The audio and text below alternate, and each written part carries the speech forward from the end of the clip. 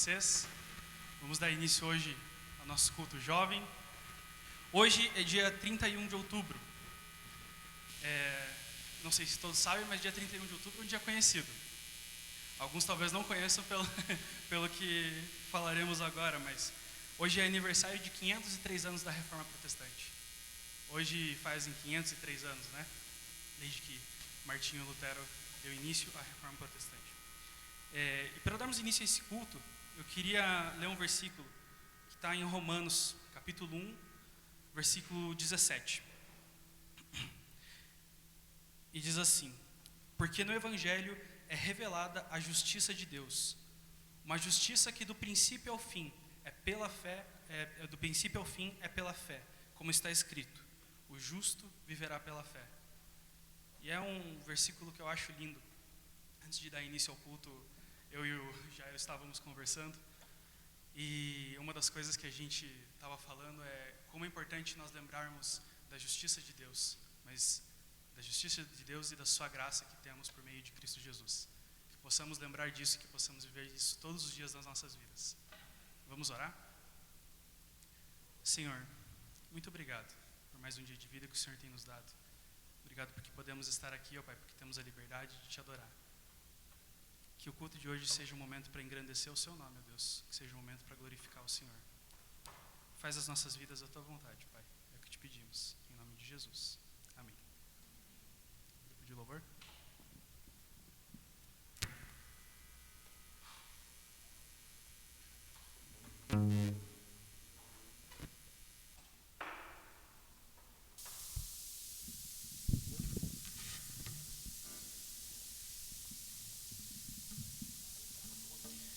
Boa noite. Que a graça e a paz do nosso Senhor Jesus Cristo esteja com você, amém? Muito bem, como nosso querido Renan introduziu, hoje nós estamos celebrando 503 anos da Reforma. A Reforma que transformou e ainda transforma a vida da igreja. Foi algo que Deus usou, porque Deus é um Deus que age na história, e hoje nós colhemos ainda os frutos da Reforma Protestante. E a Reforma nada mais foi do que um retorno às Escrituras. E depois, durante o culto, vocês vão saber o porquê, porque foi preciso retornar às Escrituras, mas a Reforma trouxe isso, um retorno às Escrituras, porque muito daquilo que a palavra ensina acabou se perdendo. E então lá em 1517, vamos dizer um jovem, lá com seus 30 e poucos anos, pregou as 95 teses lá na igreja de Wittenberg. E isso causou uma grande transformação na vida da igreja. A primeira música que nós vamos cantar, ela vai relembrar também aquilo que nós chamamos de o lema da Reforma Protestante. O pastor Lucas postou isso durante a semana no Facebook, eu acho que você deve ter visto. Nós temos lá: somente a fé, somente a graça, somente a Escritura, somente Cristo e somente a Deus toda a glória. E a primeira música que nós vamos cantar, ela fala a respeito da graça. Somente a graça que vem de Deus é a que nos salvou, é aquela que está sobre a nossa vida. A salvação não é fruto daquilo que nós fazemos, mas daquilo que Deus fez em Cristo Jesus. Por isso é tão válido hoje esse lema da Reforma: somente a graça. Vamos ficar em pé, vamos louvar a Deus. Maravilhosa graça.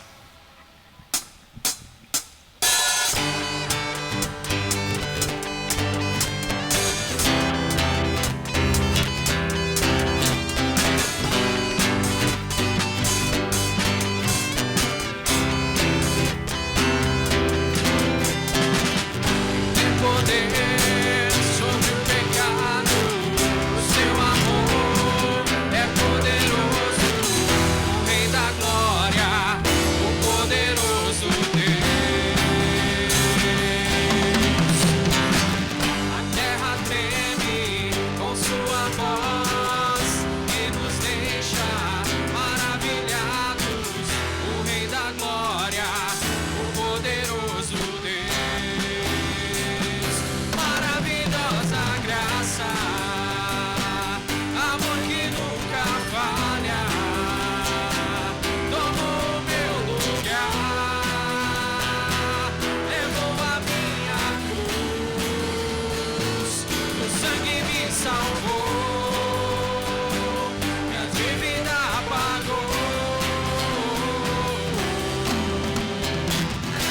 Jesus eu canto, porque hoje livre sou.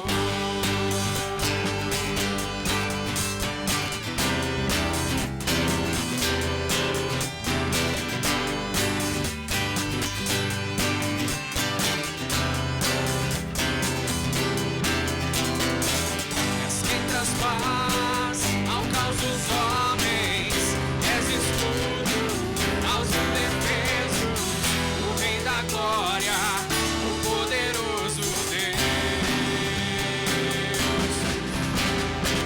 Rei de justiça entre as nações, a luz que brilha na escuridão, o Rei da glória, o poderoso Deus. Maravilhosa graça, amor que nunca falha, tomou meu lugar, levou a minha cruz, o sangue me salvou, e a dívida pagou. Jesus eu canto, o sangue me salvou, e a dívida pagou.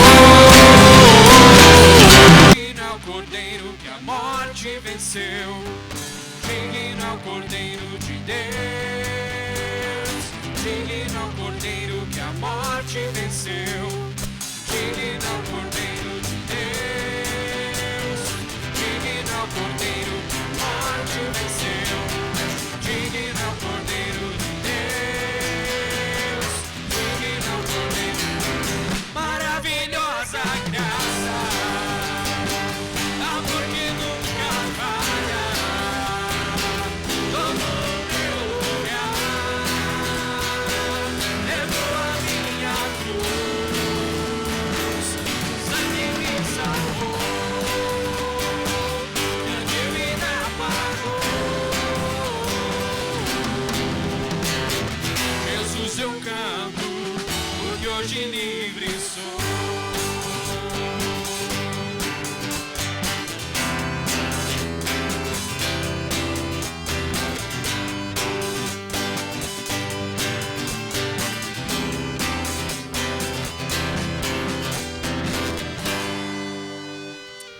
Amém. Glórias a Deus por isso.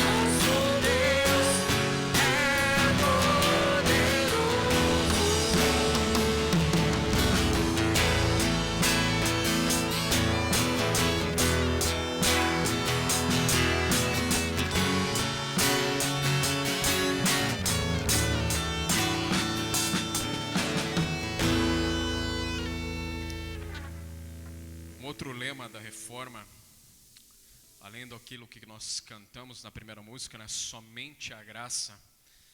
Nós temos ali somente a Deus toda a glória. E a próxima música é uma declaração dessa verdade. Se vivemos, se fomos resgatados por Cristo Jesus, feitos de novo, se somos de fato nova criatura, é para vivermos para a glória de Deus. Tudo aquilo que fazemos, tudo aquilo que nós somos, é para a glória de Deus. O fato de você estar aqui nesta noite é para a glória de Deus. Somente a Ele toda a glória. Então vamos cantar. Digno és de glória.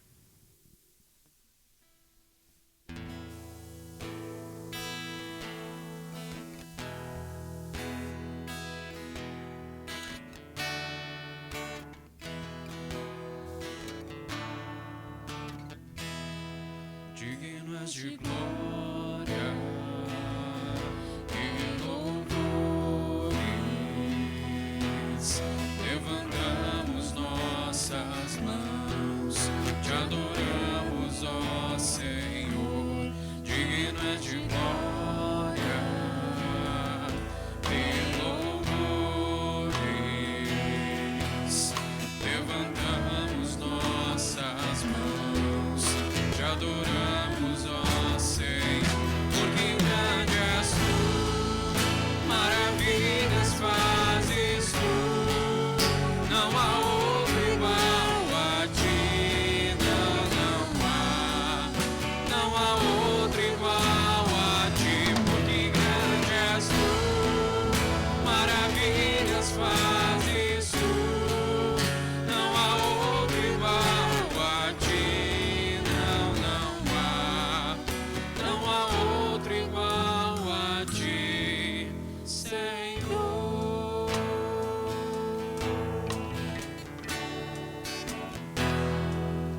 Digno és de glória e louvores, levantamos nossas mãos, te adoramos, ó Senhor.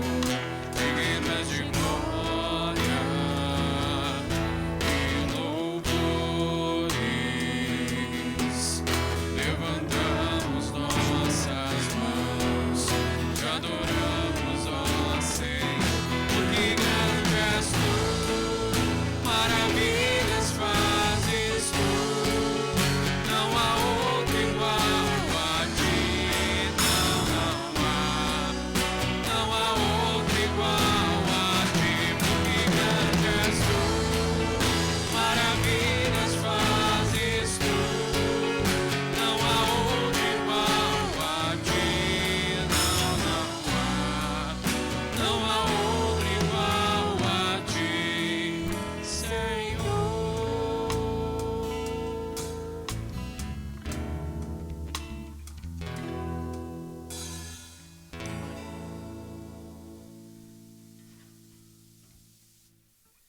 A última música ainda declara, e na verdade essa música ela é palavra pura, vem diretamente da Escritura, e ela vai de encontro a mais um lema que surgiu na Reforma Protestante: somente a Cristo, somente Cristo, somente Ele é o nosso único Salvador, somente Jesus Cristo. E vamos declarar assim como João declarou: é necessário que Ele cresça e que eu diminua. Todos os dias nós precisamos buscar isso. Vamos cantar.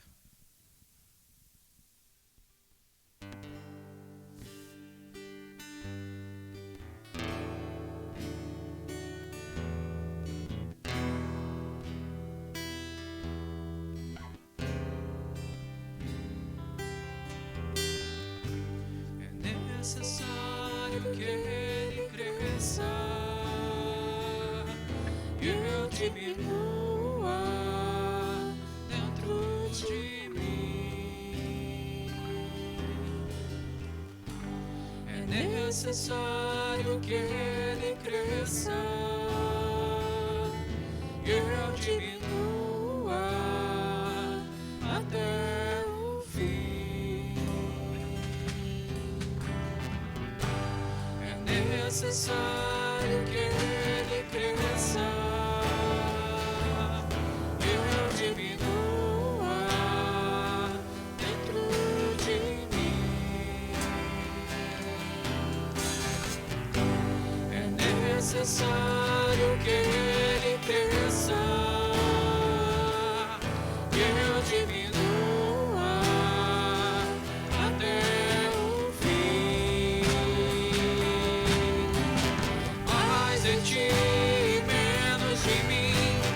Mais de ti, menos de mim. Sim, mais de ti.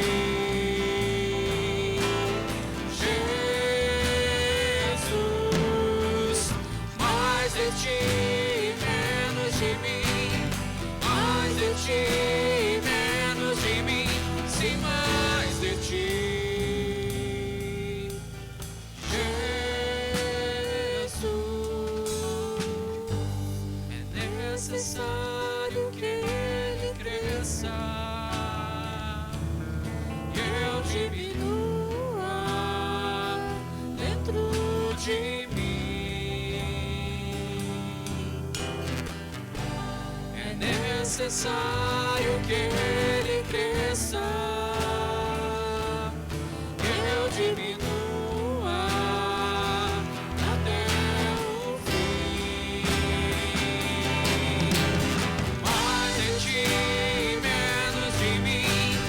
Mais de ti, menos de mim. Sim, mais de ti. Jesus, mais de ti, menos de mim. Mais de ti, menos de mim. Sim, mais de ti. Jesus,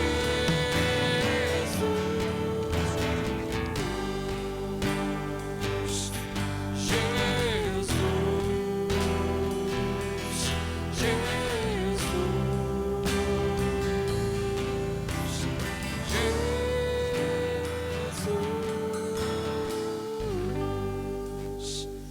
Ah, Deus, que verdades maravilhosas acabamos de cantar, declarar ao Senhor. Sempre, para todo sempre, mais e mais de Ti, muito menos de mim, ó Deus.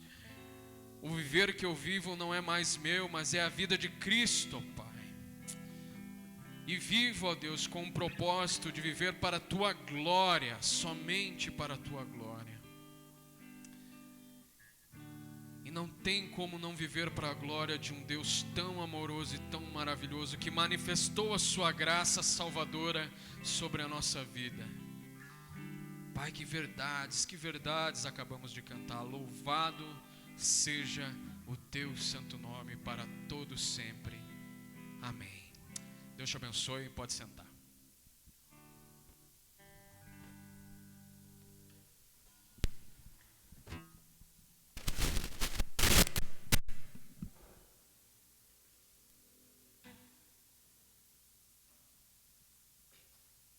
Como é bom louvar a Deus, né, irmãos? Como é bom cantarmos verdades que não apenas ouvimos, mas que podemos vivê-las no nosso dia a dia. E também, além de como é bom louvá-lo, como é bom ouvir aquilo que Deus tem feito, queria convidar a Marta para estar vindo aqui, que ela tem um testemunho para nos falar.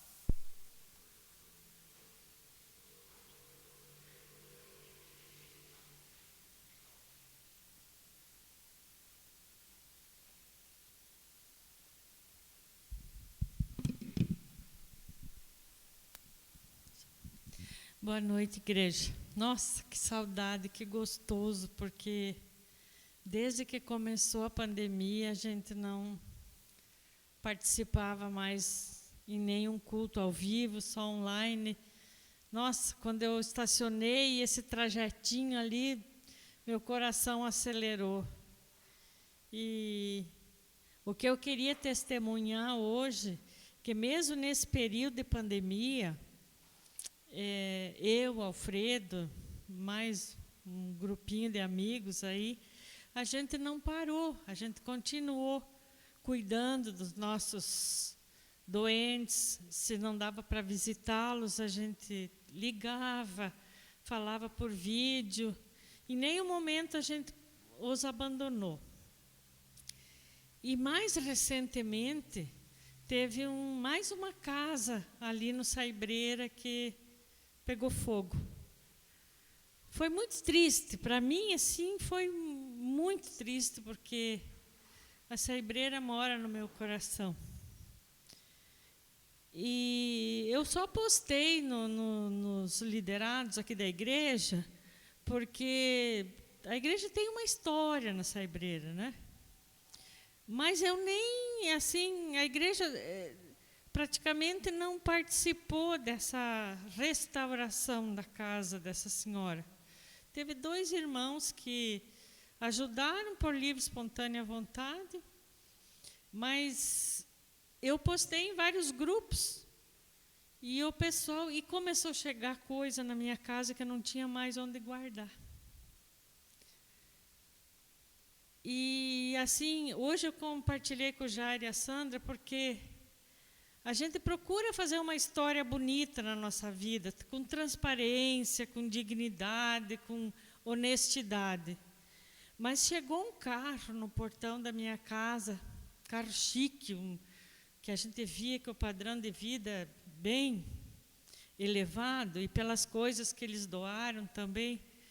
Aí ela, é aqui que mora a Marta? Eu falei, sim. A Marta da igreja, lá do pastor Joel?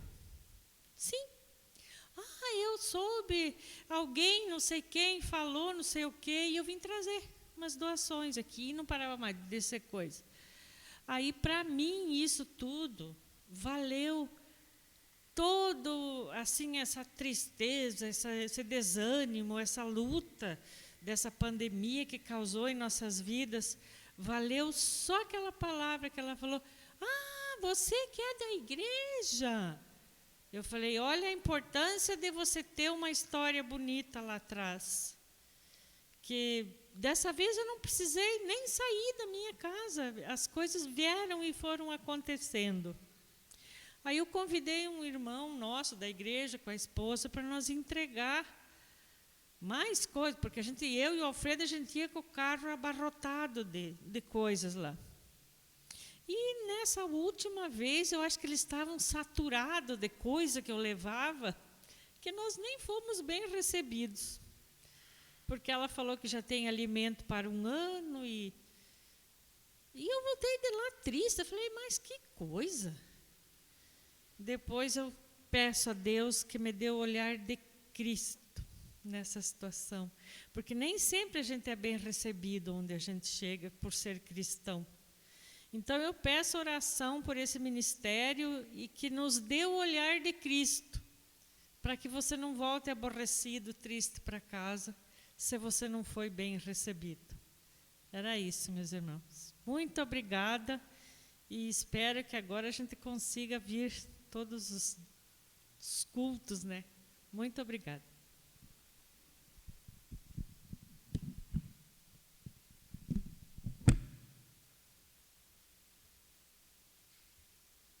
Obrigado, Marta. Obrigado pelo testemunho. É muito bom de ver como o testemunho dos irmãos, como a vida em Cristo, pode fazer com que as pessoas enxerguem, né, a Cristo através das nossas vidas, como podemos ser usados por Deus. Vamos agora para o nosso momento da palavra. Eu queria convidar o Alisson, que vai trazer a palavra para nós hoje.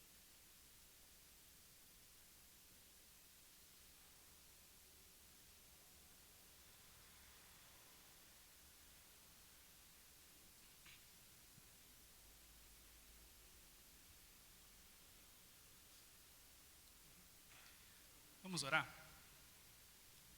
Senhor, muito obrigado por tudo que o Senhor tem feito. Muito obrigado pelo testemunho que a Marta nos trouxe agora, Pai. Como é bom ver o Senhor agindo, Pai. O Senhor é maravilhoso. Não há pandemia, não há nada no mundo que pare o agir do Senhor, Pai, nas nossas vidas. Que o momento da palavra de hoje, Pai, possa tocar os nossos corações. Que a palavra que o Alisson preparou tenha sido aquilo que o Senhor deseja, e que possamos estar de coração aberto, Pai, para entender aquilo que o Senhor deseja de nós. Abençoa as nossas vidas, ó Pai, que seja um momento para a honra e glória do Seu nome. É o que te pedimos, Senhor, e entregamos em Suas mãos, em nome de Jesus. Amém.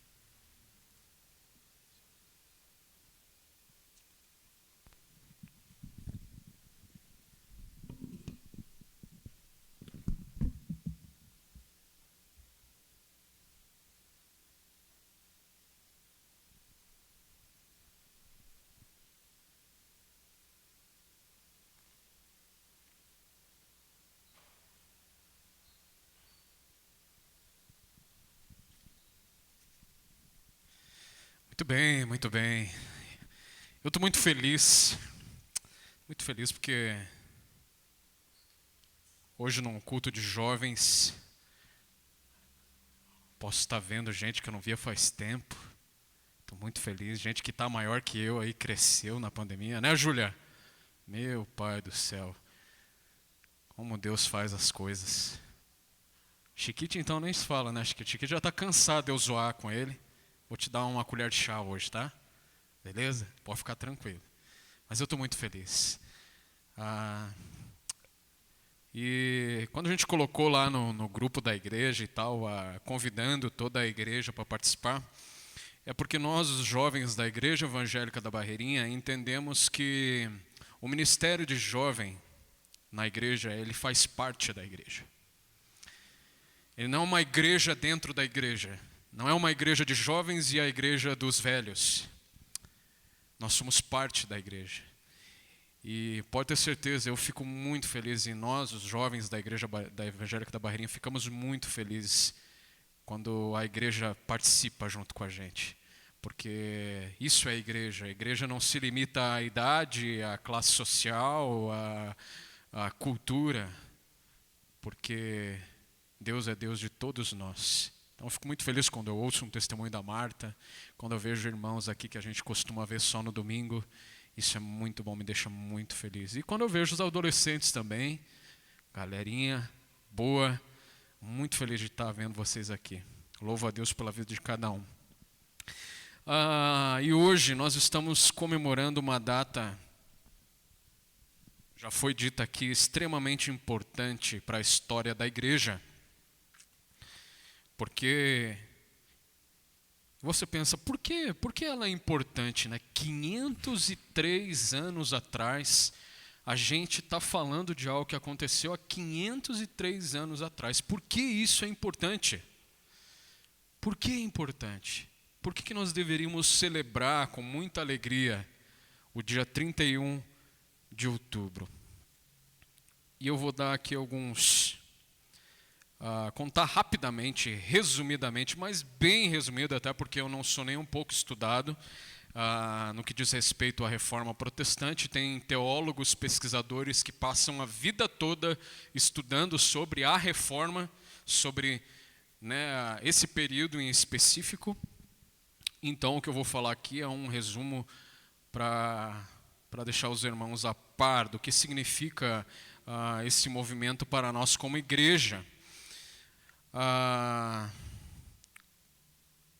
O que acontece? A igreja, a reforma, o seu ponto central de fato acontece em 1517 com Martim Lutero, que é uma figura bastante importante da reforma protestante. Com ele tem mais duas figuras, que é Ulrich Zwinglio e João Calvino. João Calvino, nós podemos dizer que foi o escritor do tratado teológico mais denso, que são as Institutas, né? As Institutas da religião. Foi João Calvino quem escreveu. Então são essas as três principais figuras da reforma protestante, mas houve muito mais pessoas participando desse movimento, Felipe Melanchthon, Martin Bucer e assim por diante. Mas esse movimento ele não começou necessariamente em 1517, na Alemanha. Houve alguns precedentes, algumas pessoas que tentaram realizar uma reforma dentro da Igreja Católica Romana, mas não tiveram tanta influência. Dois personagens principais desse movimento que precedeu a reforma é John Wycliffe e John Huss. Foram homens de Deus usados tremendamente que tentaram de alguma forma dar início a uma reforma. Mas essa reforma então ela teve o seu ponto central com Martim Lutero lá em 1517, onde ele vai até a igreja de Wittenberg e crava na porta as 95 teses, os 95 artigos em combate às indulgências. E aí você fala, que raio de indulgência? Que significa isso? Indulgências, meus irmãos, a grosso modo, bem a grosso modo mesmo, é a compra de perdão. Então você ia até um vendedor de indulgência e dizer assim, eu quero comprar essa indulgência aí porque eu fiz determinado pecado. E então você pagava um valor de acordo com aquele pecado, porque tinha pecados que variavam, pecadinho, pecadão, variavam de preço. Havia os pecados para a morte. Então você ia lá e comprava a sua indulgência. E também você podia comprar a indulgência para quem já estava morto. No famigerado, não sei se alguém aqui já ouviu falar, o purgatório. O purgatório seria uma salinha de espera entre o céu e o inferno. Aí você me pergunta, por que reforma protestante foi importante? Gente, era essa a situação da igreja naquela época. Homens e mulheres vendiam a salvação, vendiam o perdão de Deus. Nós acabamos de cantar aqui maravilhosa graça, mas eles estavam vendendo a rodo, à torto e à direito, o perdão. E havia uma indulgência que era a mais cara de todas, era chamada indulgência plenária. Para você ter uma ideia, essa indulgência era a mais cara e ela perdoava o mais terrível pecado que você possa imaginar. Imagina o pecado mais terrível. Essa indulgência plenária perdoava esse pecado. Mas você tinha que fazer o quê? Passar lá o seu cartão de crédito, né, dar o seu dinheiro e comprar essa indulgência. Então Martim Lutero fica revoltado com a situação em que estava a igreja naquela época.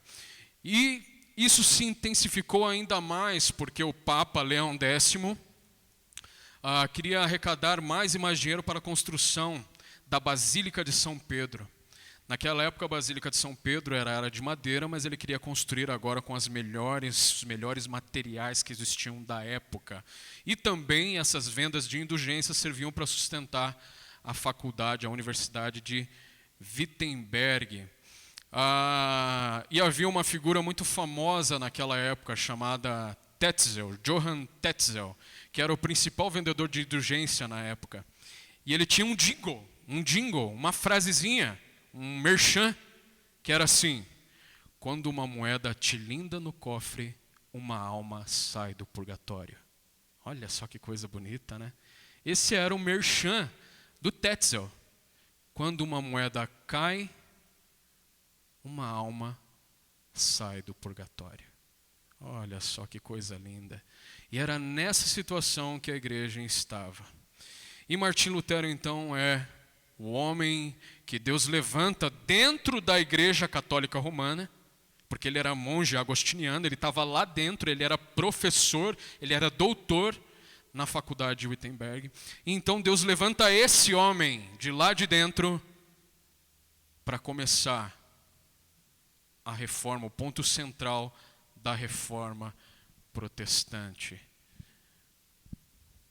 Deus é maravilhoso, gente. Ele usa quem Ele quiser, a hora que Ele quiser, da forma que Ele quiser. E mais uma coisa que estava acontecendo naquela época. Havia um homem que até tinha uma simpatia com Lutero, chamado Frederico o Sábio. E sabe o que esse Frederico o Sábio queria fazer lá na Saxônia? Ele queria transformar lá a pequena Wittenberg numa Roma. E ele tinha algumas relíquias. Você já vai ver a natureza dessas relíquias. Ele tinha 5.005 relíquias. Dentre essas relíquias, deixa eu pegar a minha colinha aqui. Olha o que tinha no meio dessas relíquias. 4 fios de cabelo de Maria. Vai anotando aí as relíquias desse cara. Um pedaço da Arca de Noé. Olha só que coisa boa. Espinho que perfurou a sobrancelha de Jesus. Você quer um negócio mais específico que isso, meu irmão? Você não está entendendo. Pedaço da manjedoura. Então, dentro das relíquias desse cara, ele tinha isso aí, essas preciosidades. E o que esse cara fazia? Ele ia lá e abria uma sessão de visitação para as pessoas e expunha essas relíquias às pessoas. E quem quisesse comprar, podia comprar. E ele aproveitava para vender o quê? As indulgências. E quando que ele fazia isso? no chamado Dia de Todos os Santos, que é dia 1º de novembro. Quando que Martim Lutero prega as 95 teses lá em Wittenberg? Dia 31 de outubro. Pensa como é que estava a situação da cidade. Os caras estavam alegrão com Lutero. Olha só, cabra bom esse Lutero. Bagunçou tudo. E foi a partir daí então que nós tivemos uma reestruturação, um retorno às Escrituras. E por que Lutero começou tudo isso? Porque ele estava revoltado, ele tinha um espírito revolucionário. Não, meus irmãos. Sabe por que ele começou tudo isso? Por causa da palavra de Deus. Ao ler a palavra de Deus, ele foi extremamente impactado, conheceu um doutor em teologia, não sabia nada de teologia. Porque ao ler o versículo que o nosso irmão Renan Machado leu aqui, foi aí que ele conheceu a Jesus, foi ali que ele se converteu. E foi a partir dali que ele foi usado por Deus, um Deus que age e intervém na história para transformar e continuar transformando. Deus, por meio da vida desse homem e de vários outros homens e mulheres, continuar transformando a vida da igreja. Então, por isso, a situação da igreja era esta, totalmente decadente. A Igreja Católica Romana, ela acreditava que haviam duas autoridades máximas. A Bíblia, ok, e a igreja, o Papa. Essa é uma das duas autoridades. Lutero também, também confronta essa ideia.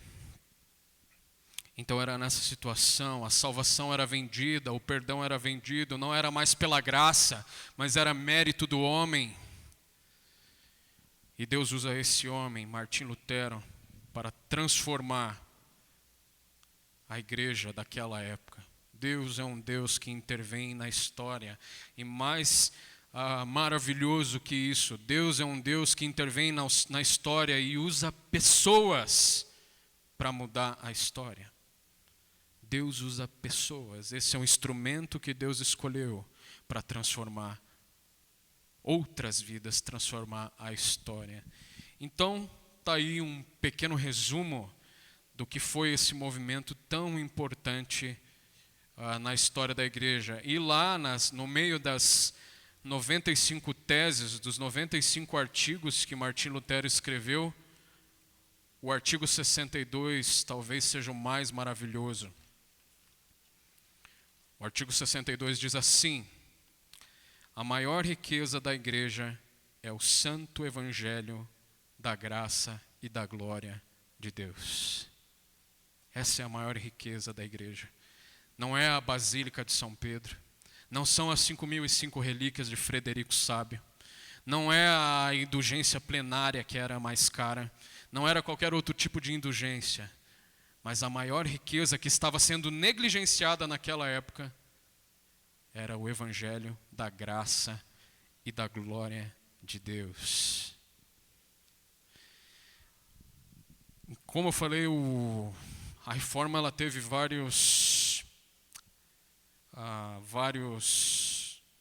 momentos,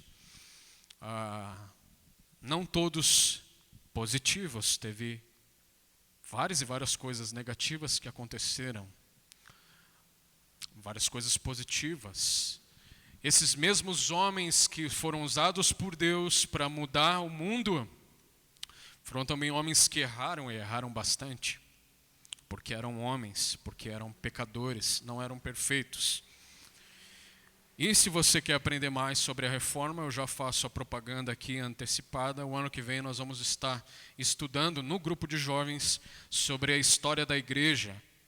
E vai demorar para a gente chegar na reforma, né? Do jeito que a gente caminha nas reuniões de jovens, vai demorar bastante. Mas um dia a gente vai chegar lá. Se você tem curiosidade para saber o porquê que a gente é desse jeito, o porquê que a gente tem prédios desse jeito, venha estudar sobre a história da igreja com a gente, vai ser muito massa, você vai aprender bastante e a gente vai aprender junto, né? Sobre a história da igreja. Dito isso, vamos para o texto, que é o texto que foi lido aqui já nesta noite. Romanos capítulo 1, versículos 16 e 17. Romanos capítulo 1, versículos 16 e 17.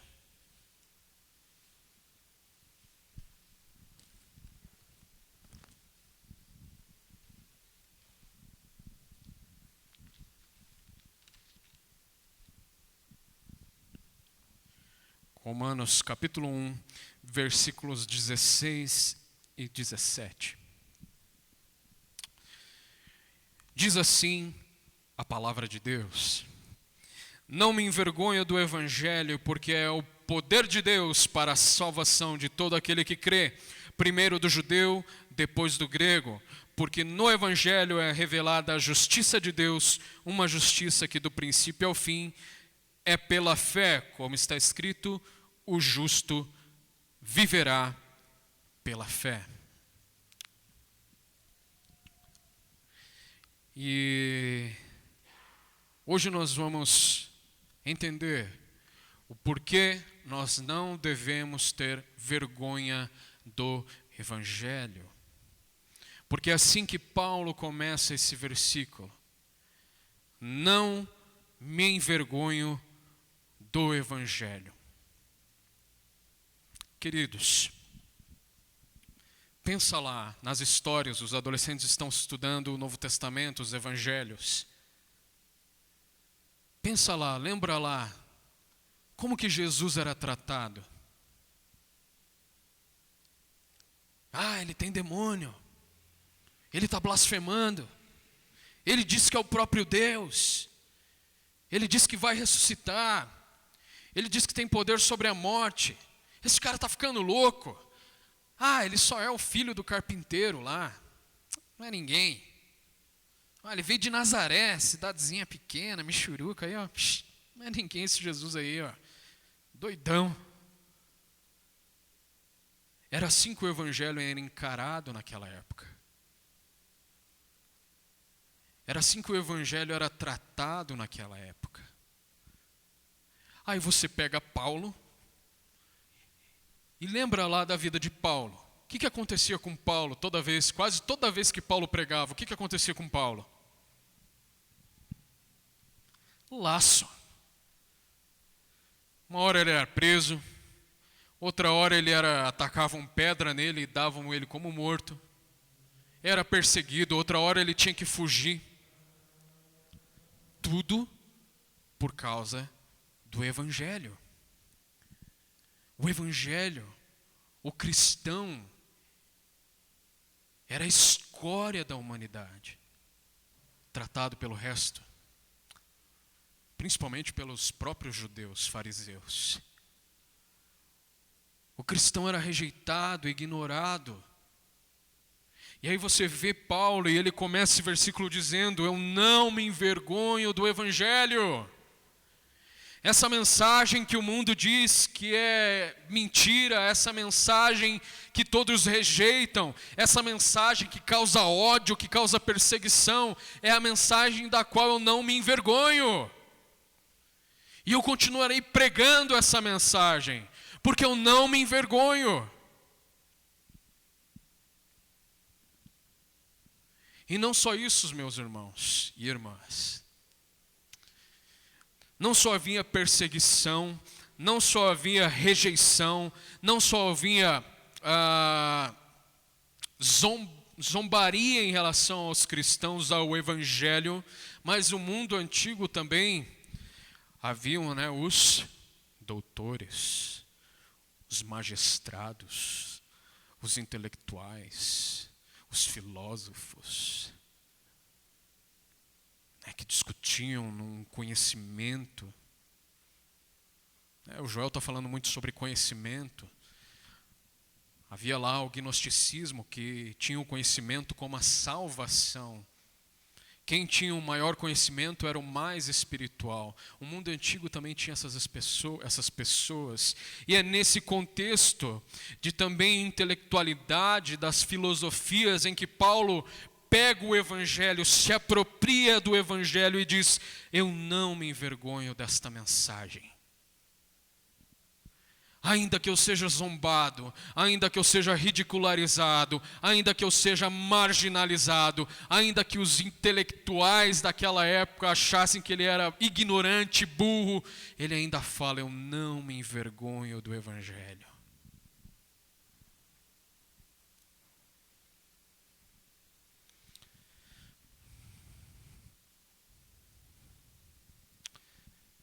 Eu pensei muito na nossa atualidade.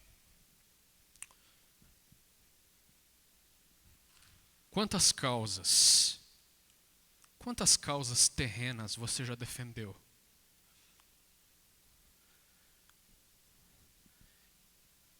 Tem gente que perde tempo, que perde saliva, que perde amizade, que perde emprego, mas não perde a razão. Defende uma causa até o fim, morre com aquela dúvida, morre com aquela opinião, mas vai até o fim. Se for para o Facebook, então, que é o palco de todo mundo, onde todo mundo fala o que quer, onde todo mundo é corajoso, meu Deus do céu, você passa o dia inteiro vendo desgraça.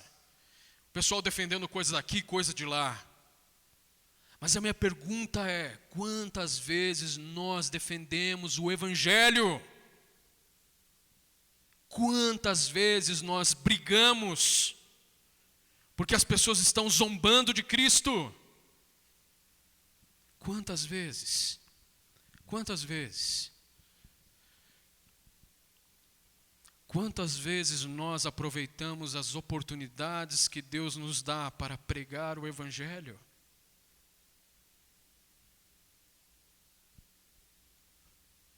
Quantas vezes?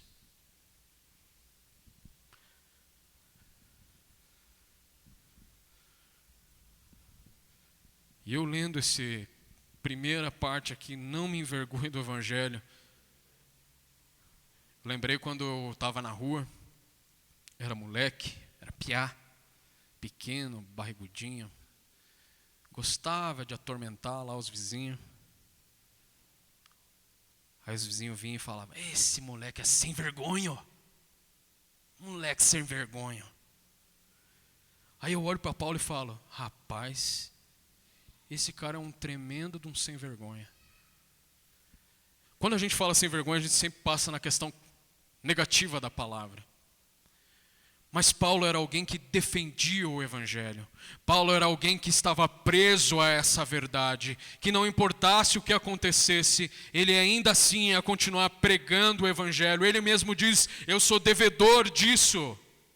Eu estou preso a essa mensagem. Ele diz lá em 1 Coríntios: ai de mim se eu não pregar o Evangelho, foi para isso que eu fui chamado.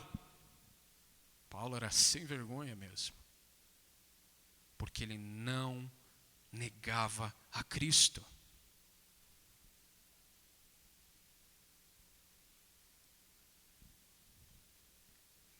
Não me envergonho do Evangelho. Quando alguém pergunta a você, e eu tenho quase certeza que todos já passaram por isso aqui: que religião você tem? Você é cristão? Você é crente? O que você responde? O que você responde? Eu vou na igreja lá, do Rabeirinha, do Barreirinha, vou lá, de vez em quando, no domingo. Esse negócio de crente aí não cola não. Ou você responde, né? Quase pega a Bíblia debaixo do braço e fala: não, eu sou cristão. Tem gente que responde assim: sou cristão. Ok, tudo bem. Mas você é um cristão que não tem vergonha do Evangelho? Porque ser cristão, meus irmãos, pregar o Evangelho, meus queridos, não é você falar que Deus criou o casamento entre homem e mulher. Isso é certo. Mas não é isso que é o Evangelho.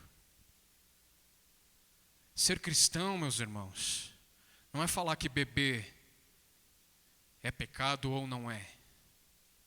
Ser cristãos, meus irmãos, não é sair soltando valores. Não pode roubar, não pode mentir, não pode falar palavrão. Tudo isso é muito bom.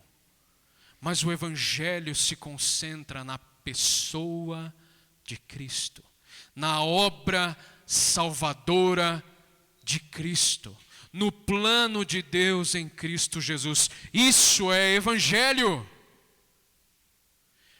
O Otávio falou semana passada, muitas vezes a gente gosta, quando perguntam coisas da igreja, relacionadas à igreja ou à vida cristã, a gente sempre fala só das coisas periféricas.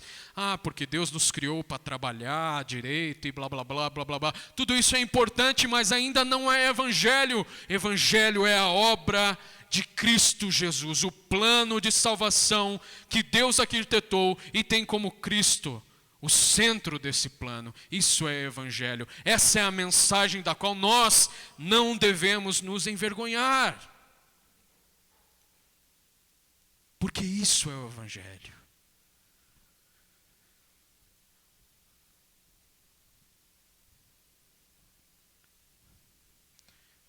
Dentro do plano de Deus há espaço para trabalhar, ter família, ter bens, estudar, servir à igreja, ter comunhão.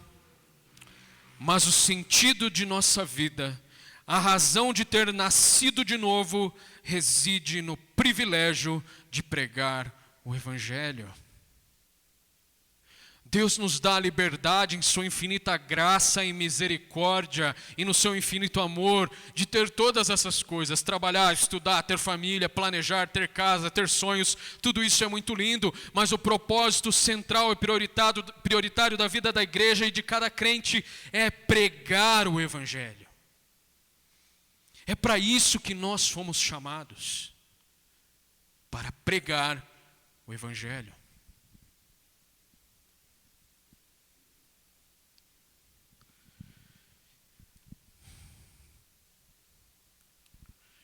Nós temos aproveitado as oportunidades.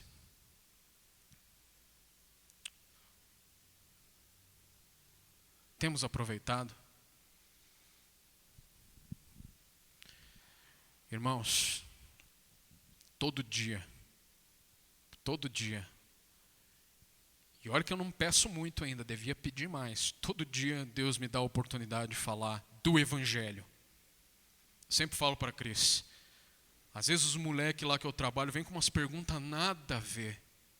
Um dia um menino chegou para mim, eu lá embalando tapete no chão, ajoelhado, dobrando tapete.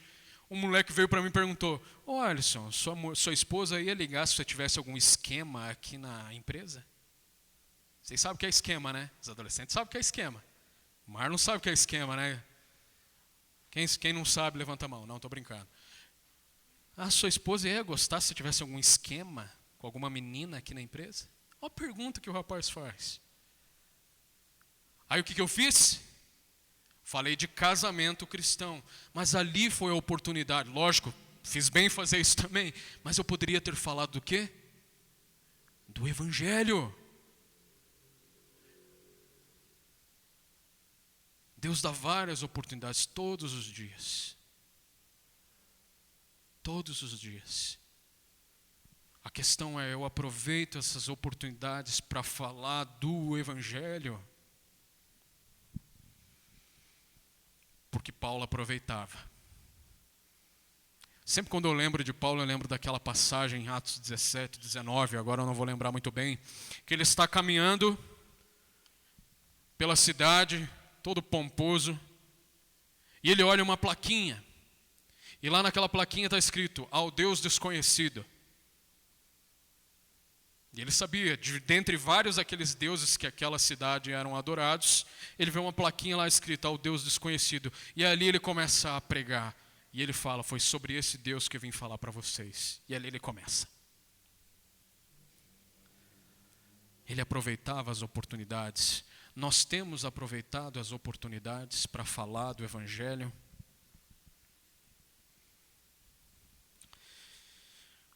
Porque eu quero dizer, meus queridos, se nós temos vergonha do Evangelho, nós temos vergonha de Cristo. se nós nos envergonhamos de pregar o Evangelho, nós temos vergonha de Cristo. Porque Cristo é o Evangelho.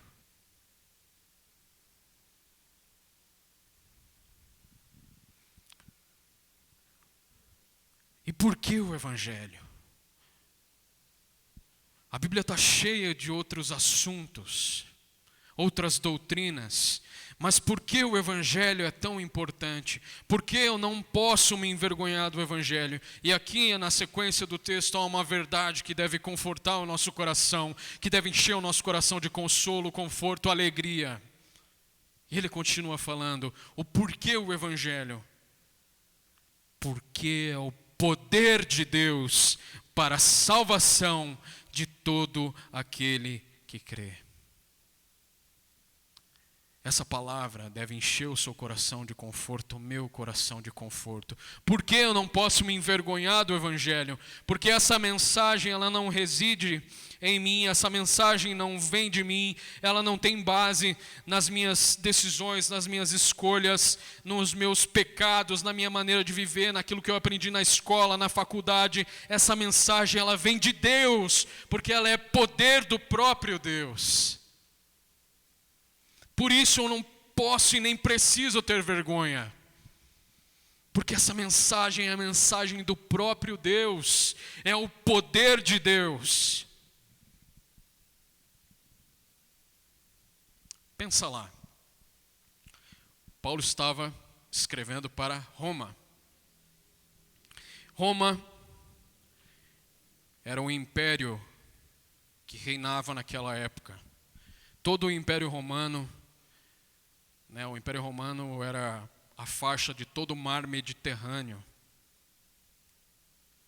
Muito grande. Até poderia ter trazido uma foto aqui, mas na sua Bíblia lá, tem algumas Bíblias que trazem esses mapas, você pode ir lá ver, tem um mapa do Império Romano, você pode ver o tamanho deste império. Controlava todo o mundo. E como que um império mostrava o seu poder? Através do quê? Quem sabe? Através de?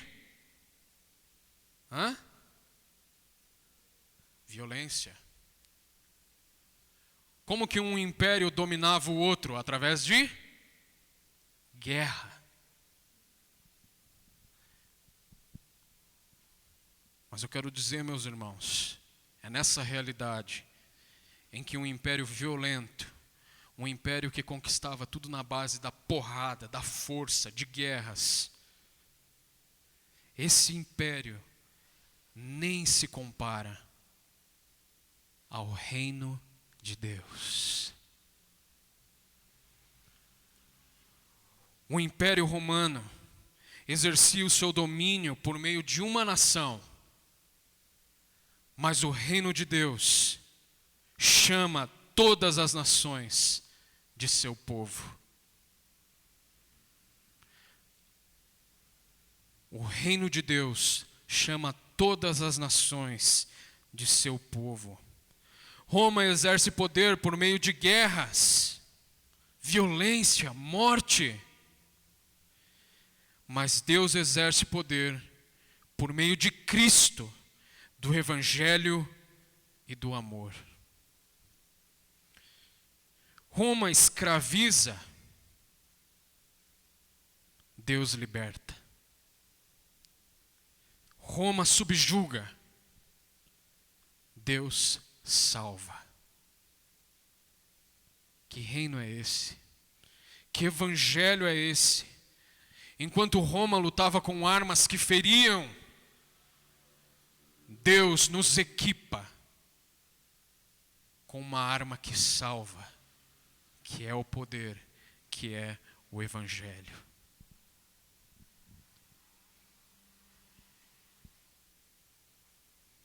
O Evangelho é o poder de Deus. Não me envergonhe do Evangelho, porque ele é poder de Deus.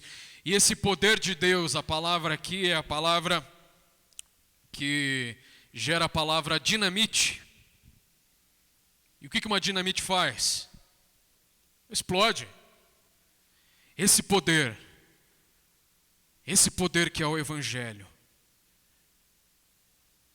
ele explode no coração do incrédulo, a ponto de dissipar toda a escuridão, todo o pecado, toda a treva. Esse poder que é o Evangelho, um poder explosivo, ele tem a capacidade de tirar toda a cegueira, toda a surdez. Esse poder que é o Evangelho, ele traz a pessoa que estava nas trevas para o reino de Deus. Assim como uma dinamite que explode, esse é o Evangelho, que é poder de Deus.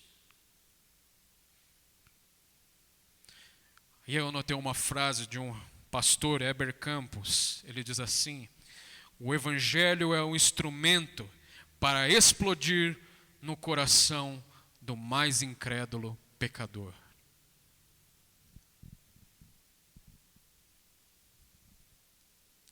Não é uma bombinha treme-terra. Não é um rojão.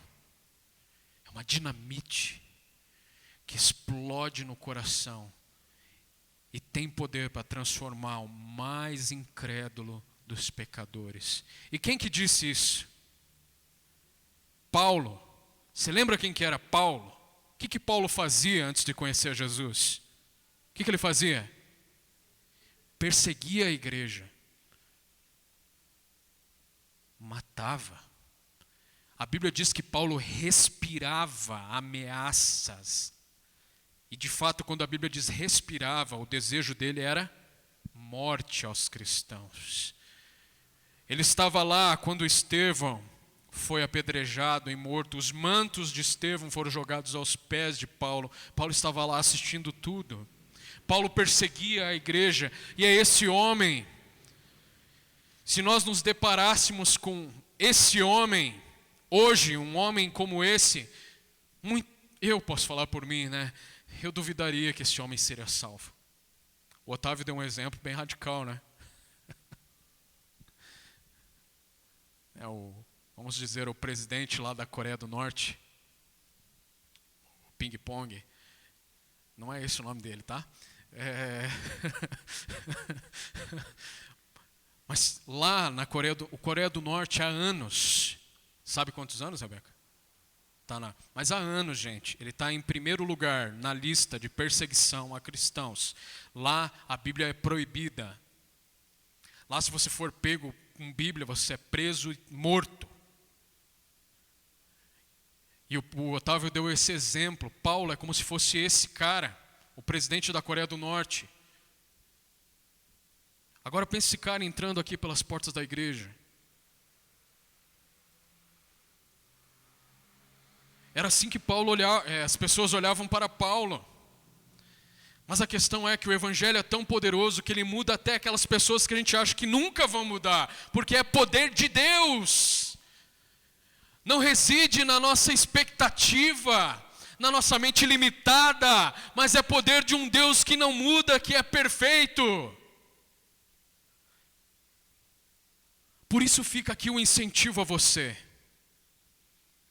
Não se envergonhe do Evangelho, porque ele transforma aquele mais incrédulo pecador que você conhece, porque é poder de Deus.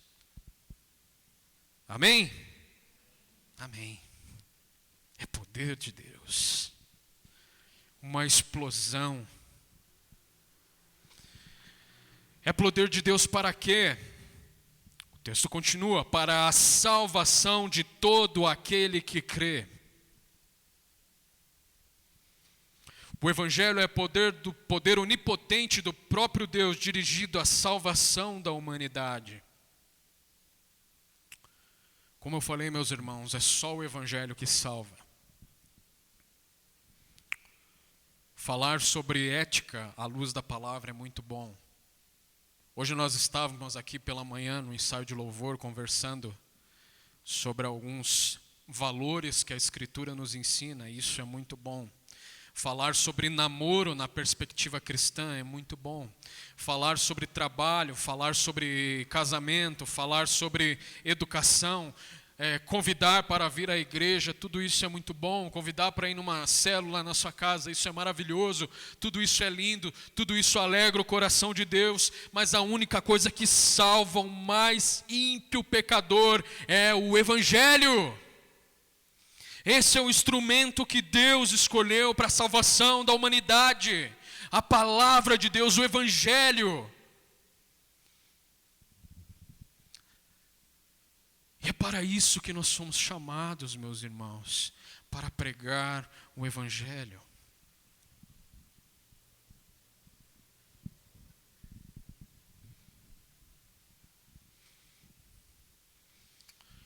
E aí você que talvez ainda não conhece a Jesus, pode estar se perguntando, ser salvo do quê? Não estou preso. Estou aqui, estou livrinho, livre, leve, solto. Ser salvo do quê?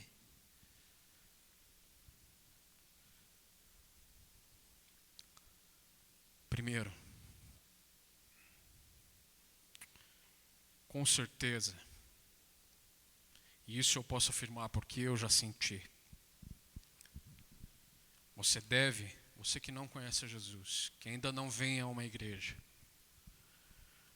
você ainda deve sentir algo no seu coração. Um vazio. Você pode ter tentado preencher esse vazio de várias e várias formas.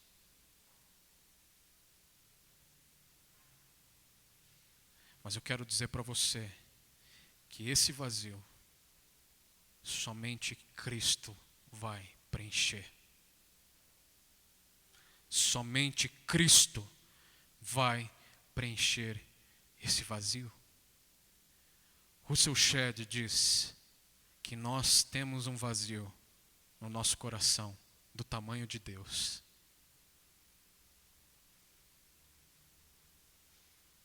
Você pode comprar a melhor roupa, você pode comprar o melhor videogame, você pode fazer o melhor set de computador para jogar, você pode virar um youtuber famoso, você pode ser o melhor acadêmico do mundo, você pode ter a melhor profissão do mundo, você pode ganhar 10, 15, 20, 30, 40 milhões por mês, mas nada disso vai preencher o vazio, porque o vazio no seu coração só pode ser preenchido por Deus, e você só conhece a Deus por meio do Evangelho.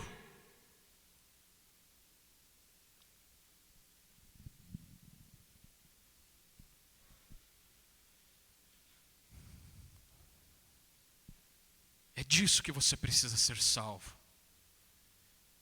Pode ter certeza que a partir do momento que Jesus preencher o vazio do seu coração, essa angústia, essa necessidade, não mais vão existir. Porque o vazio que está no seu coração é do tamanho de Deus.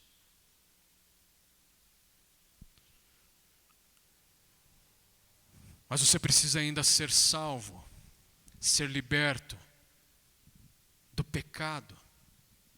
E o que é o pecado? É aquilo que nos afasta de Deus. Ah, mas o pecado é mentir, o pecado é roubar, o pecado é ficar, o pecado é sexo fora do casamento. Tudo isso é pecado. E sujo. Mas o pecado é muito mais do que isso. Nós somos naturalmente pecadores. Assim como nós temos cabelo, unha,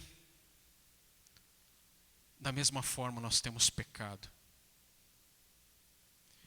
E somente o Evangelho, que é Jesus Cristo, pode te libertar do pecado.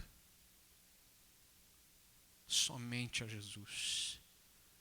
Então, se você ainda tem dúvida de como você pode sair desta vida, como você pode ser transformado, eu quero te dizer que a resposta é Jesus Cristo.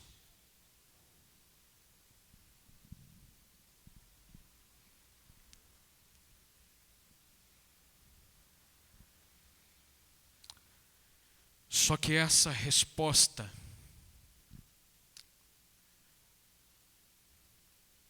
a resposta que o Evangelho espera é a fé. Lembra que eu falei? Como as pessoas achavam que iriam ter perdão, elas compravam as indulgências. Mas a Bíblia nos diz o contrário. A salvação vem pela graça mediante a fé.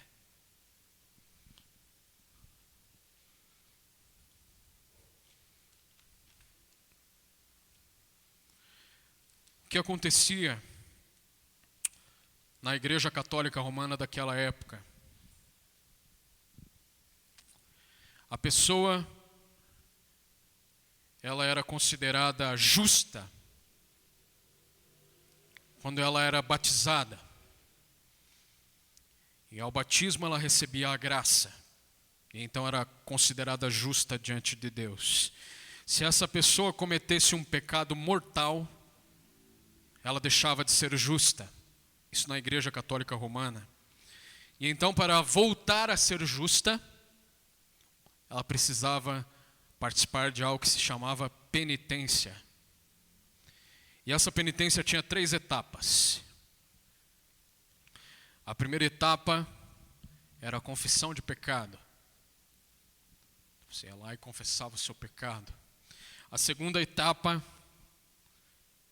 era a absolvição do Papa, o perdão do Papa, não de Deus, do Papa. Lembra que eu falei?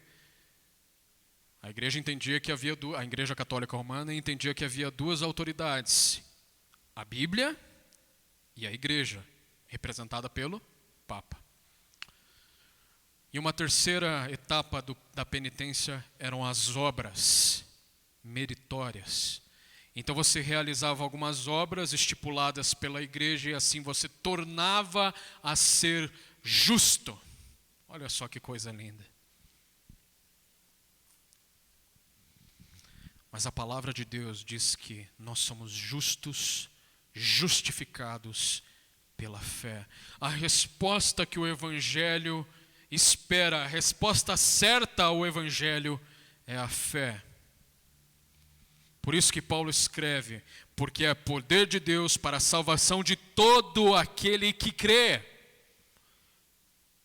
Então o Evangelho, não é que ele tem um poder reduzido, mas ele só é ouvido e recebido por aqueles que respondem com fé.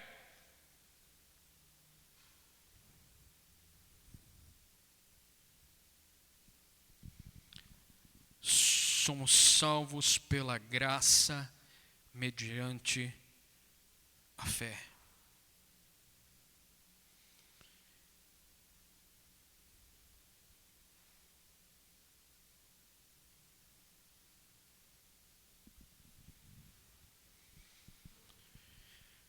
Mas há algo ainda mais maravilhoso acerca do Evangelho. O Evangelho é poder de Deus, o Evangelho é poder de Deus para a salvação de todo aquele que crê. E o Evangelho não faz acepção de pessoas, meus irmãos. Olha o que ele diz, o Evangelho é poder de Deus para a salvação de todo aquele que crê. Primeiro do judeu, depois do grego, ou seja, gentil. Quem era gentil? Aquele que não era judeu. O Evangelho não faz acepção de pessoas. Mas por que ele fala então primeiro do judeu?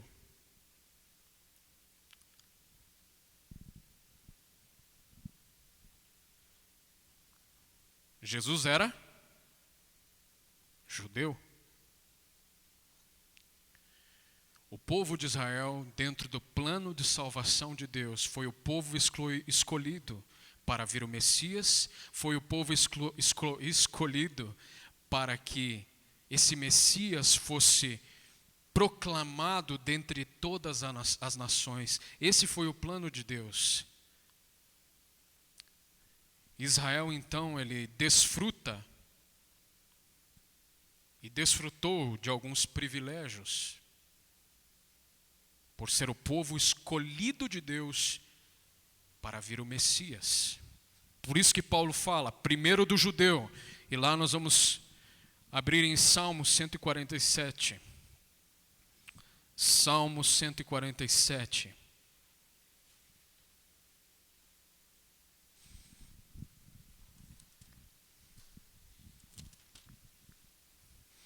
18 e 20. Salmo 147, 18 e 20.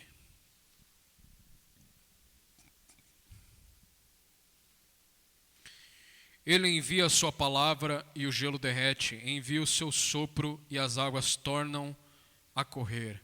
Ele revela a sua palavra a Jacó, os seus decretos e ordenanças a Israel. Ele não fez isso a nenhuma outra nação. Todas as outras desconhecem as suas ordenanças.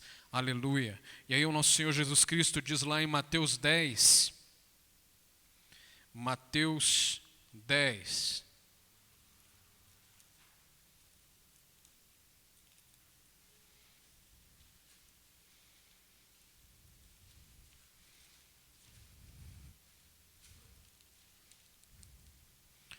Mateus 10. Não, Mateus 10, 5 e 6. Jesus enviou os 12 com as seguintes instruções: não se dirijam aos gentios, nem entrem em cidade alguma dos samaritanos. Antes dirijam-se às ovelhas perdidas de Israel. Essa foi a instrução de Jesus aos 12. Então, querendo ou não, meus irmãos, Israel, eles gozam de alguns privilégios, ou tiveram durante a história. Mas sabe o que é maravilhoso? O evangelho, a salvação, ela se estendeu a todos nós. Porque aqueles que eram da casa de Israel, os judeus, não responderam à mensagem com fé. Os jovens já sabem aonde que surgiu a primeira perseguição à igreja. Aonde que foi? Do meio do povo de Israel. Não responderam a palavra com fé. Ou seja, eles receberam, foram escolhidos, foi a nação escolhida para vir o Messias, foi a nação escolhida para proclamar a vinda desse Messias a todas as nações, fazer esse Deus conhecido por todas as nações, mas eles não responderam com fé. E então o evangelho, que não faz acepção de pessoas, se estendeu também a nós. Tanto que lá na grande comissão Jesus diz: façam discípulo de todas as nações. O evangelho não faz acepção de pessoas. Romanos 10, 11 e 12.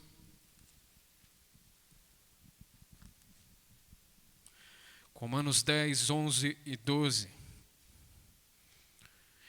Diz assim: como diz a Escritura, todo o que nele confia jamais será envergonhado. Não há diferença entre judeus e gentios, pois o mesmo Senhor é Senhor de todos e abençoa ricamente todos os que invocam. Deus é Deus de todo aquele que crê, não importa a sua condição social, não importa a sua raça, a sua etnia, não importa, porque Deus é um Deus que é Senhor de todo aquele que crê no Evangelho.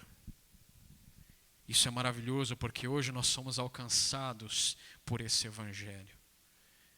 Não é só algo exclusivo do povo de Israel, não, mas hoje nós somos povo de Deus, porque fomos alcançados pela boa nova de Jesus Cristo, fomos alcançados pelo Evangelho. E Jesus, ele já mostra que os valores do reino são diferentes, porque lá em João 4 ele faz o quê? O que ele faz lá em João 4? Ele prega para uma mulher samaritana. E os judeus odiavam os samaritanos. O que eles faziam para ir do norte ao sul de Israel? Sabe o que os judeus faziam? Eles precisavam, para encurtar bem o caminho mesmo, eles passavam por Samaria. Mas o que eles preferiam fazer? Dar a volta, para não passar por Samaria. De tamanho ódio que eles tinham dos samaritanos. E Jesus, sendo judeu, prega para uma mulher, que naquela época era totalmente discriminada, prega para uma mulher samaritana. Jesus, ele subverte os valores mundanos e mostra os valores do reino de Deus.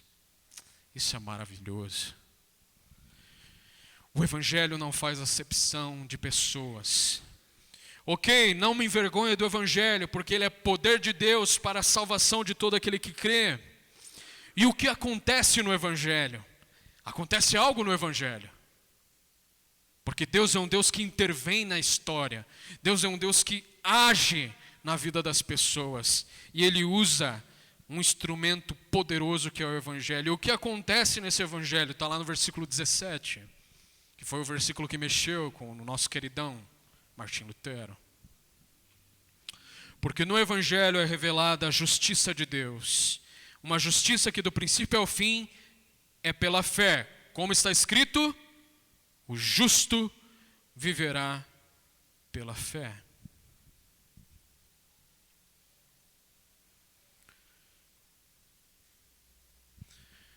No Evangelho é revelada a justiça de Deus.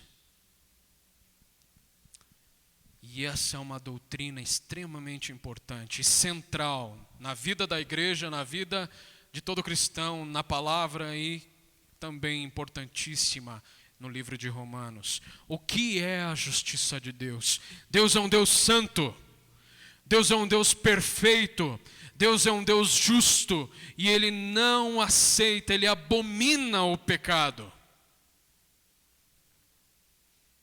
O seu caráter santo abomina o pecado.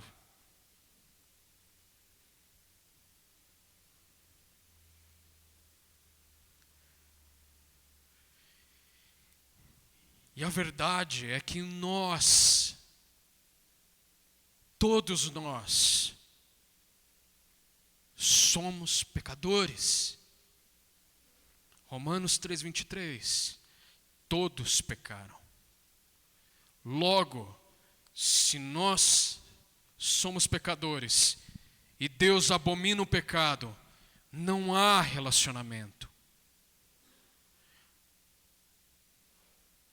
Nós não conseguimos satisfazer a justiça de Deus, não conseguimos nos apresentar a Deus conforme o seu caráter justo, santo e puro, porque nós somos pecadores.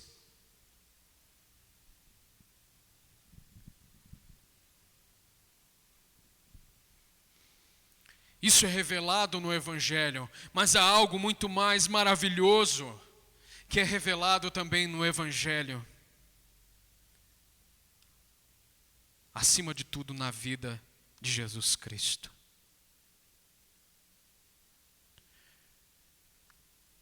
Jesus Cristo foi o único a satisfazer a justiça de Deus.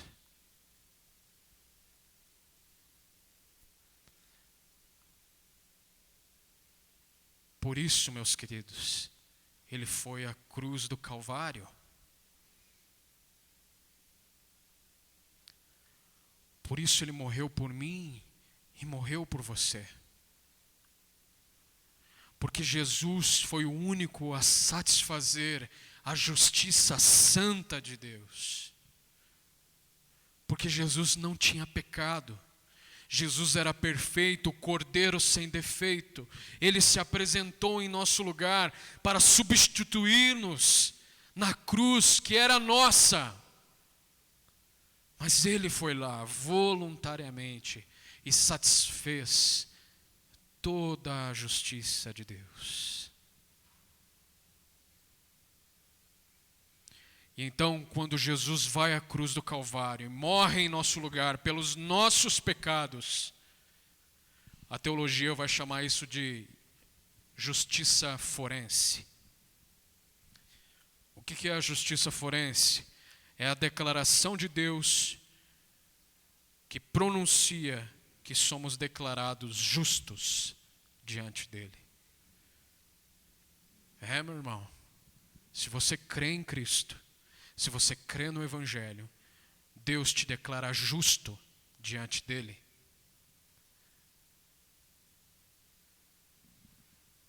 e um teólogo chamado Sproul, né? R.C. Sproul. Ele diz assim, que nós somos declarados justos quando ainda somos pecadores. Sabe por quê?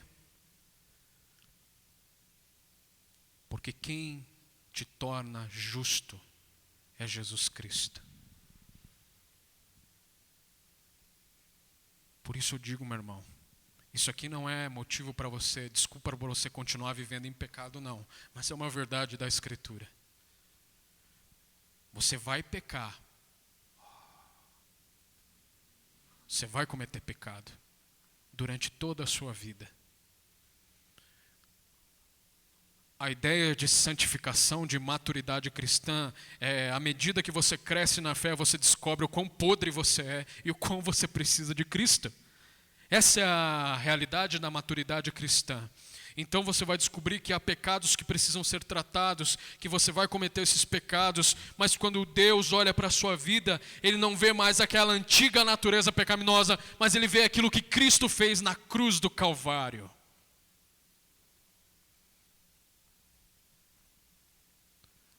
Uma vez justo, uma vez justificado, sempre justificado, porque a justificação não foi por nosso mérito, não foi por obras que nós fizemos, mas foi pela obra suficiente de Jesus Cristo. Amém?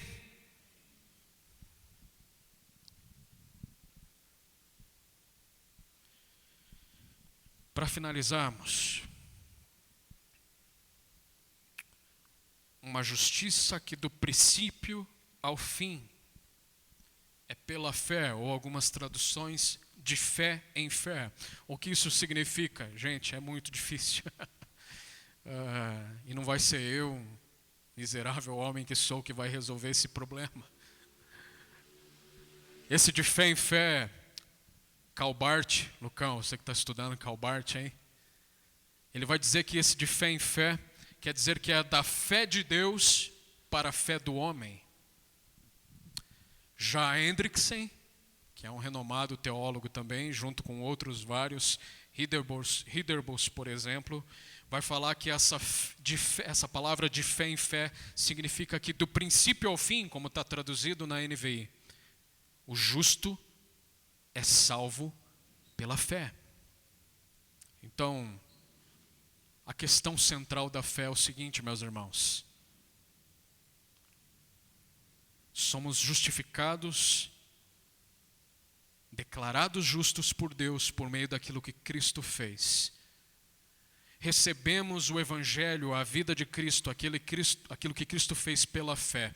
E essa mesma fé que opera em nós para crermos e recebermos e respondermos ao Evangelho, ela também não vem de nós, ela vem de Deus.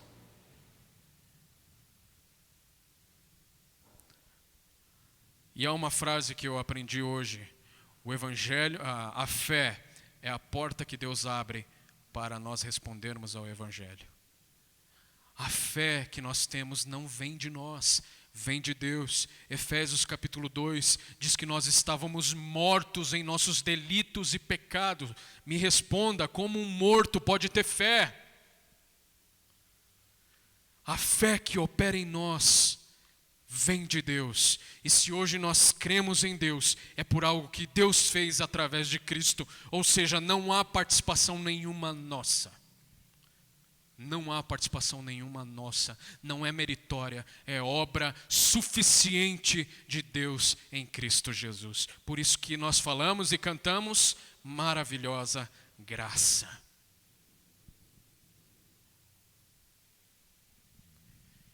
E amados, que verdade é essa? Nós que somos justos, podemos descansar e ter a certeza de que vamos viver, não por algo que nós fazemos, mas por aquilo que Deus faz através de Cristo. O justo viverá pela fé. E o que é viver pela fé? É confiar, é ter segurança, é reclinar nos braços eternos de Deus, é a convicção de que por meio de Cristo os nossos pecados foram perdoados. Isso é fé, é a certeza de salvação que está em Cristo Jesus.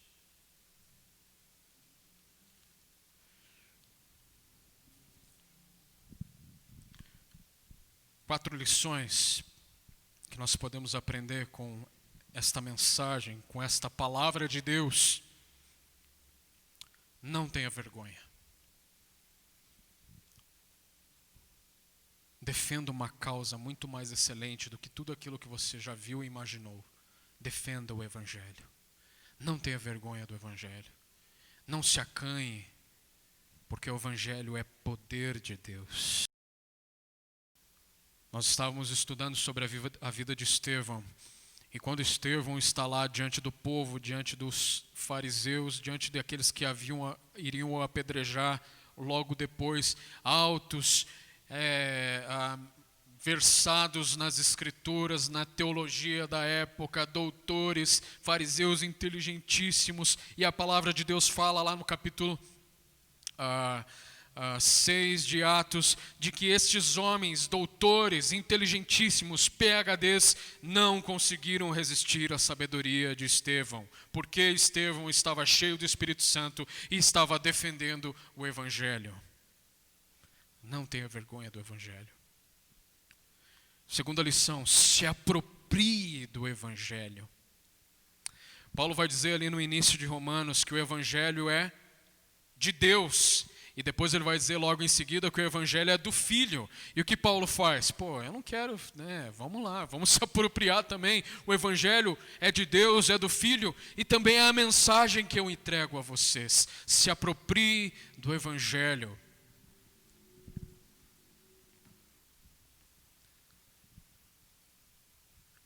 Se aproprie do Evangelho.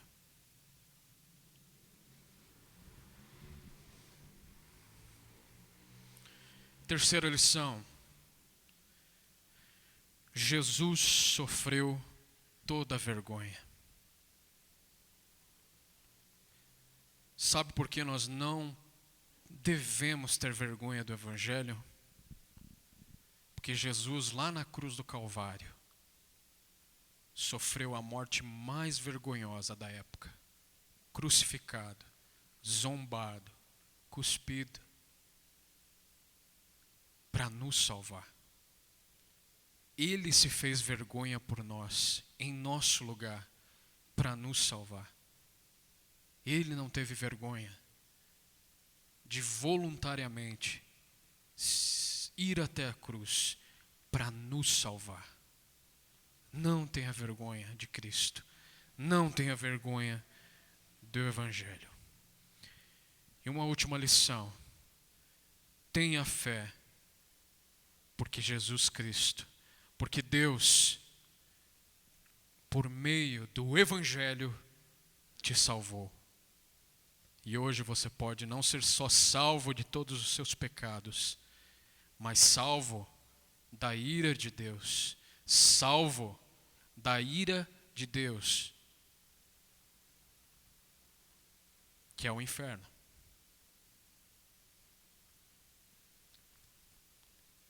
Deus te salvou por meio de Cristo Jesus. Isso é maravilhoso. Isso deve encher o nosso coração de alegria. Tenha fé, creia, viva pela fé, porque o nosso Senhor Jesus Cristo te salvou. E se você ainda não recebeu esse Jesus,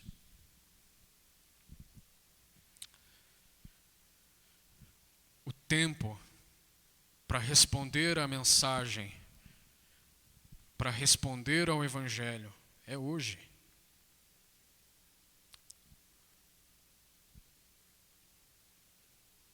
Foi para isso que Deus deixou a mensagem, porque ela tem poder para transformar vidas. E eu posso dizer com todas as letras, como é bom viver pela fé. Se você ainda não recebeu a Jesus, hoje é o tempo. Hoje é a oportunidade. de você responder a esse Jesus com fé. E tenha certeza de que Ele vai transformar a sua vida. Para aqueles que estão longe de Deus, e quando eu falo longe de Deus, não estou falando longe da igreja, eu estou falando longe de Deus. Quando eu falo longe da igreja, eu não estou falando longe da igreja templo, eu estou falando longe da comunhão. Uma vida de pecado. Hoje é o tempo de viver pela fé. Se você tem vergonha do Evangelho, hoje é o tempo de você abraçar a mensagem que é poder.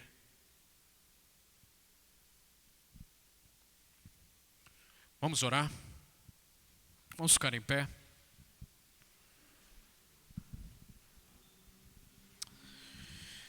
Querido Deus, louvamos, te exaltamos, porque a Tua palavra é maravilhosa.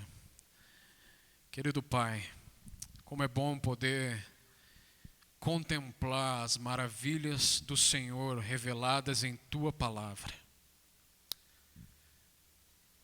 Obrigado, Pai, porque a Tua palavra se revela a cada dia ainda mais maravilhosa. E obrigado, Pai, porque o Evangelho, a Tua palavra, Jesus Cristo, é o poder de Deus para a salvação. E nós, como igreja, temos o compromisso, o dever de proclamar este poder ao mundo. O poder que pode libertar, que pode salvar o mais depreciado e incrédulo. Porque esse poder não vem de nós, é de Deus. Pai, usa nossas vidas e que não possamos nos envergonhar do Evangelho. Obrigado, ó Deus, pela vida de cada um. Obrigado por esta igreja que tem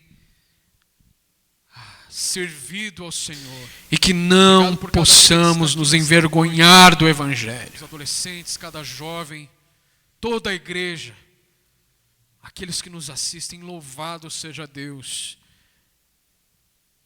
Porque a Tua palavra é maravilhosa. Exaltamos e glorificamos o Teu santo nome. Em nome de Jesus. Amém. Amém. Vamos cantar mais uma? Queria chamar o grupo de louvor.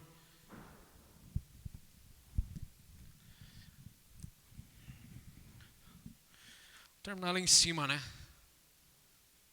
Terminar cantando, declarando que a graça de Deus de fato é maravilhosa. É muito bom poder desfrutar da graça de Deus.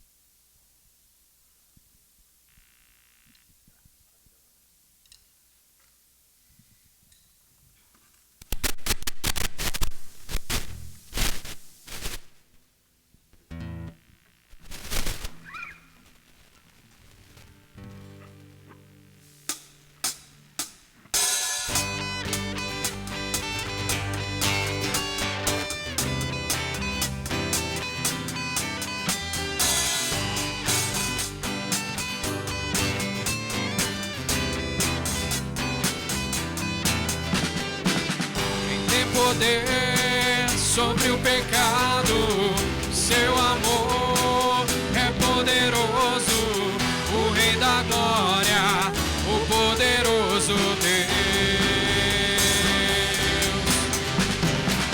A terra treme com sua voz e nos deixa maravilhados, o Rei da Glória, o poderoso Deus. Maravilhosa graça, amor que nunca falha, tomou o meu lugar, levou a minha cruz, teu sangue me salvou, e a divina pagou.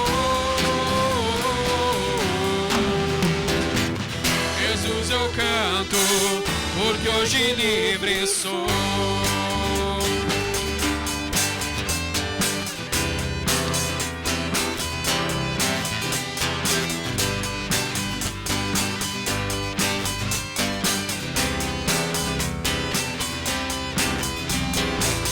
És quem traz paz ao caos dos homens, és escudo aos indefesos, o Rei da Glória, o poderoso Deus. Reina em justiça entre as nações, a luz que brilha na escuridão, o Rei da Glória, o poderoso Deus. Maravilhosa graça, amor que nunca falha, tomou meu lugar, levou a minha cruz, teu sangue me salvou, minha dívida pagou. Jesus, eu canto, porque hoje livre sou. Digno é o Cordeiro de Deus, digno é o Cordeiro que a morte venceu. Digno é o Cordeiro de Deus, digno é o Cordeiro que a morte venceu. Digno é o Cordeiro de Deus, digno é o Cordeiro que a morte venceu. Digno é o Cordeiro de Deus, digno é o Cordeiro. Maravilhosa graça, amor que nunca falha, tomou o meu lugar, levou a minha cruz, teu sangue me salvou, a dívida pagou. Jesus, eu canto, porque hoje livre sou.